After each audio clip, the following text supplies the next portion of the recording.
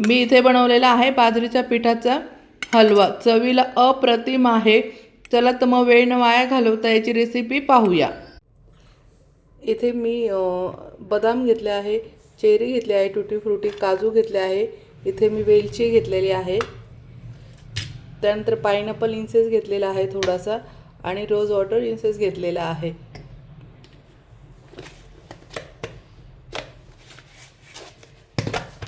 आणि हे बाजरीचं पीठ घेतलेलं आहे.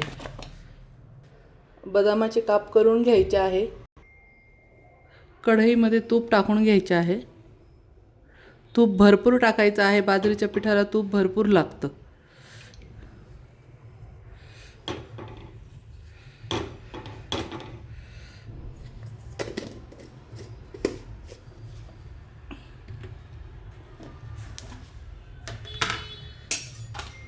तयामध्ये बाजरीचं पीठ टाकून घ्यायचं आहे.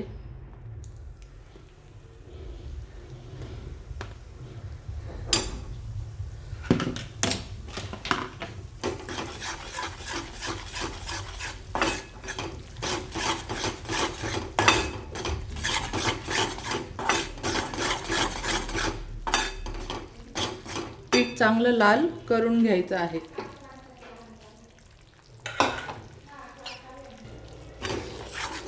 बाजरीचं पीठ लाल होते तोपर्यंत आपण बाजूला गॅसवरती गरम पाणी करायला ठेवायचं आहे. यात दूध नाही टाकायचं, यात गरम पाणी आपण टाकून घेणार आहोत.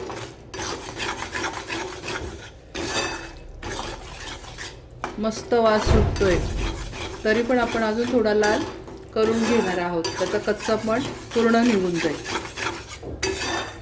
हा लहान मुलांसाठी, मोठ्यांना, वयस्कर माणसांना खूप पौष्टिक आहे. हिवाळ्यामध्ये आवर्जून खायचं असतं. बाजरी ही आपल्या शरीराला खूप चांगली असते. त्याच्यापासून आपल्या बॉडीला लोह भेटतं. त्याच्यामुळे मुलं खात नसेल भाकर वगैरे तर त्यांना असा शिरा नक्की बनवून द्या. एक नंबर लागतो बाजरीच्या पिठाचा हलवा आणि खूप म्हणजे खूपच पौष्टिक आहे.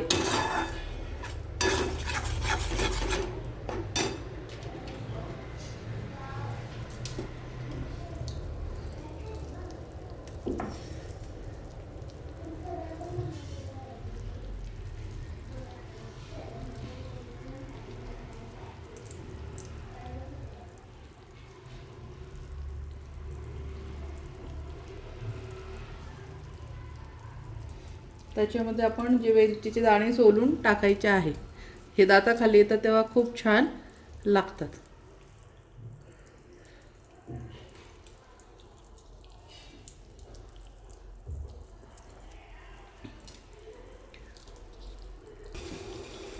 यामध्ये आता बदाम टाकून घ्यायचे आहे आणि काजू पण टाकून घ्यायचे आहे.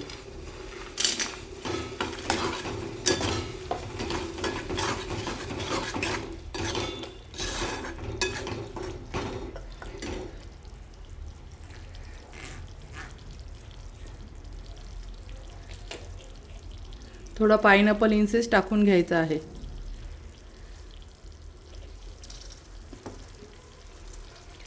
आणि रोज इन्सेस टाकून घ्यायचा आहे.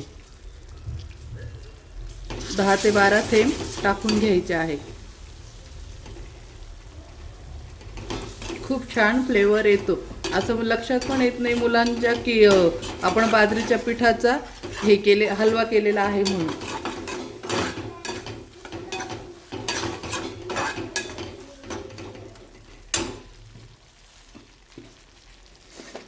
आता यामध्ये मी गुळाची पावडर टाकून घेत आहे.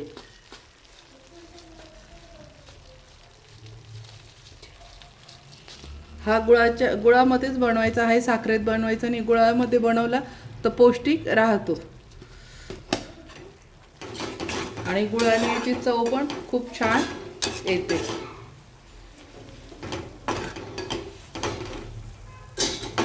आता यामध्ये लागेल तसं थोडं थोडं गरम पाणी टाकून घ्यायचं आहे.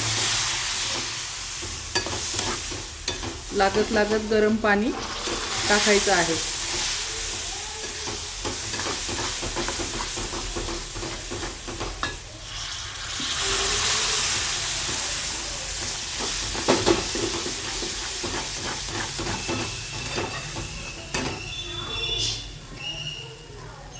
आणि यात थोडंसं 1 चिमूट मीठ टाकून घेत आहे. गोडाला जर आपण 1 चिमूट मीठ टाकलं तर ते खूप छान टेस्ट त्याची वेगळीच लागते. बाजरीचा पिठाचा हलवा असल्यामुळे पाणी फार जपून टाकायचे आहे. एकदम अलगट टाकायचे आहे. आता यामध्ये थोडी चेरी टाकून घ्यायची आहे.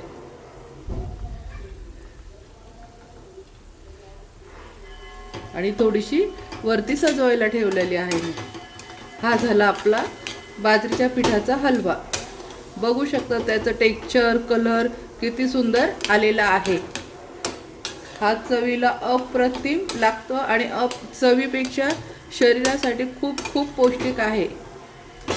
लहान मुलांना लो कमी असलं, रक्त कमी असलं तर हा शिरा नक्की आवर्जून मुलांना खाऊ घाला. याला शिरा पण म्हणतो, हलवा पण म्हणतो. बघू शकतात किती छान आला आहे.